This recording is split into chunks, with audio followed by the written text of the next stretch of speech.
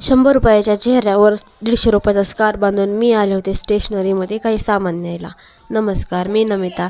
सकाळी सकाळ आवरून घेतलं आणि पहिल्यांदा तरी बाहेर म्हणलं शॉप उघडले असतील म्हणून अस्तर आणि मला काही थोडंसं सामान घ्यायचं होतं, जसं की पिको फॉल, अस्तर, रीळ, सुया वगैरे घ्यायच्या होत्या. म्हणून मी स्टेशनरीमध्ये आले आणि सामान घेऊन घरी निघाले.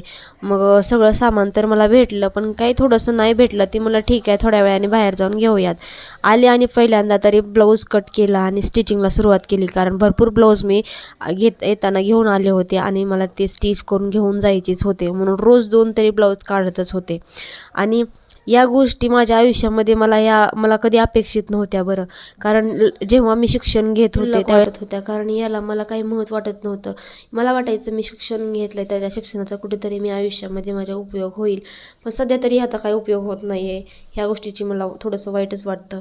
असो, त्याचा काही मी वाया जाणार नाही आहे, त्याचा कधी ना कधी उपयोग म्हणतात ना, वाईट दिवसांना सामोरे गेल्याशिवाय चांगल्या दिवसाची किंमत कळत नाही. त्याचप्रमाणे माझाही काळ कधीतरी बदलेल याचा मला विश्वास आहे. आणि कुठलंही काम छोटं नसतं आणि प्रत्येकाच्या अंगात वेगवेगळ्या कला असायला पाहिजेत, म्हणून मी प्रत्येक गोष्ट नवीन शिकण्याचा प्रयत्न करत असते.